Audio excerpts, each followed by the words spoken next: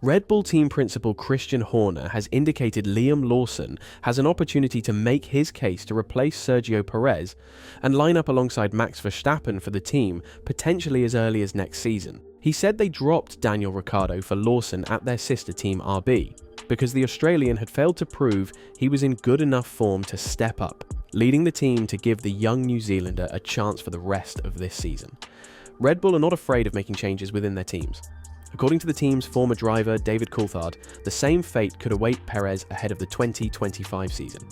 After replacing De Vries mid-2023, Ricciardo had the same experience after the Singapore Grand Prix.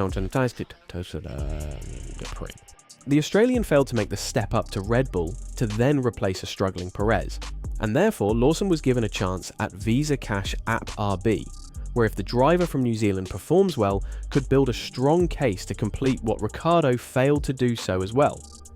According to F1 reports, the Mexican's position is now under more threat, even as was closer to Verstappen in Monza, and then did well in Baku until he crashed with Carlos Sainz on the penultimate lap of the Grand Prix.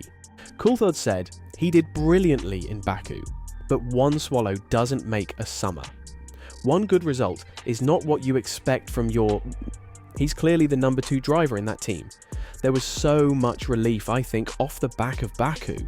And then here, it's a bit back to reality. If he doesn't keep getting some solid points in the remainder of the year, then, like Ricciardo looks like he's in the way out the door, that could be the same situation for Perez.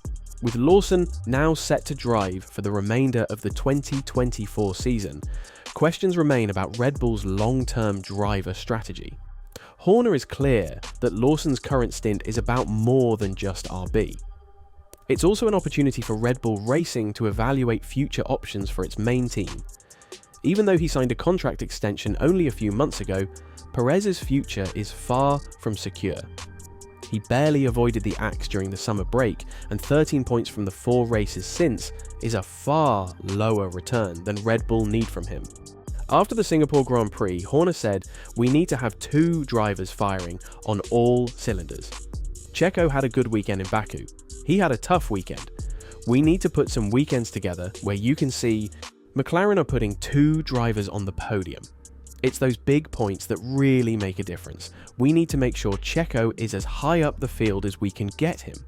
Could Lawson replace Perez in 2025?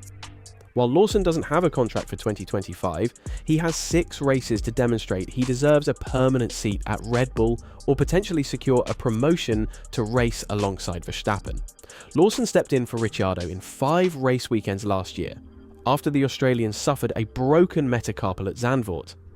His 2023 stand-in performance was largely impressive, scoring points in Singapore and finishing just outside the points in 11th place twice. This weekend, he faces the challenge of a sprint format and a 10-place grid penalty for exceeding the engine limit, meaning he'll start near the back of the field for the sprint at the United States Grand Prix. According to Rachel Brooks from Sky Sports F1, Red Bull have said openly that there are still question marks over Checo, and he needs to find his form. They have said he's got another year on his contract, so he's there until the end of 2025, but they are looking at that seat. Liam knows this isn't just a seat in Formula 1 right now, this is potentially a Red Bull seat, so for him the pressure must be huge. Nico Rosberg finds Perez's struggles very strange, and believes one of the reasons behind Lawson's late season run is to audition for the main Red Bull seat. In a stark reminder of 2023's qualifying, Perez fell short of Q3 3 weeks in a row, but even when he was back inside the top 10, he was struggling to score big points. From Imola to Singapore, 12 races, he managed just 41, which led to rumours that his seat is under threat. Red Bull is under threat even to finish 3rd in the Constructors' Championship, because they really only have 1 driver, and even that 1 driver is kind of struggling at times with the car. And Ferrari do have 2 drivers, McLaren have 2 drivers, and that's kind of making it all the more difficult for them. It begs the question, why haven't Red Bull dropped Perez? Rosberg reckons they could still, at least for 2025, if Lawson excels in his RB audition. It's a difficult situation for them. The thing is that they don't really have a replacement either. Yuki, they don't see him as quite strong enough to be replacing Perez. Ricciardo is out, so there's not really a replacement, and that's making it even more difficult. It's also so strange though, with Perez, because we all know he's a good driver, and he at times was actually challenging Max for the World Championship in small segments even last year, and now he's just somehow dropped so far back. It's very, very strange. They're giving him a chance now until the end of the year, obviously, and I think they still need to review it again then for next year. That's another reason that they want to try Lawson out. Because Lawson, if he does amazingly well for these last 6 races, then certainly he would be considered for the main Red Bull seat for next year. Despite Verstappen leading the Drivers' Championship by 52 points ahead of McLaren's Lando Norris, Red Bull has fallen behind McLaren in the Constructors' standings, trailing by 41 points. This gap is largely due to Perez's inability to consistently score in what was a dominant car early in the season. Red Bull extended Perez's contract earlier in the year, hoping it would boost his confidence and improve his performance. However, he hasn't secured a podium since April in China and currently sits 8th in the championship. It's believed his contract includes a clause allowing the team to drop him if he falls more than 100 points behind Verstappen, which he has. Despite speculation he would be replaced during the summer break, Red Bull chose to keep the Mexican driver for now. Red Bull's director of motorsport, Helmut Marko, had made his feelings clear after another poor run for Perez in Spa. Perez had the opportunity to take a good result from second place. Unfortunately, that wasn't the case. Especially in the last stint, he completely collapsed.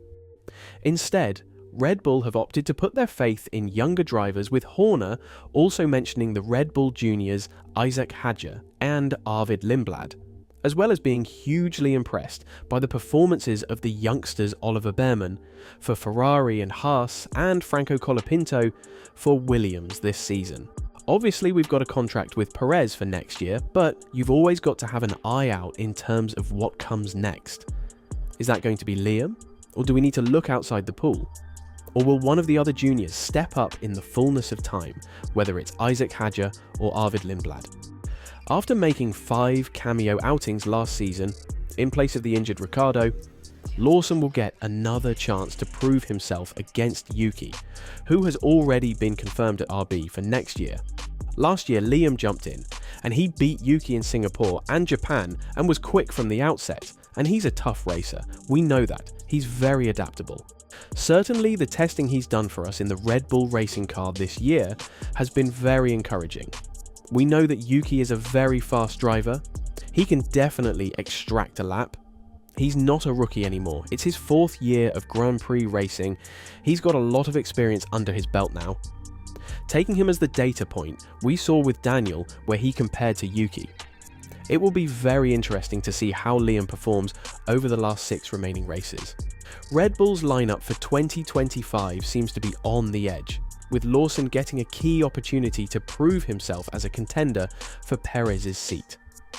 Could Lawson really be the future teammate for Verstappen, or will Red Bull stick with Perez despite recent struggles? Only time will tell. Let me know in the comments, should Red Bull give Lawson the main seat for 2025, or does Checo deserve another chance? Don't forget to like and subscribe for the latest F1 news.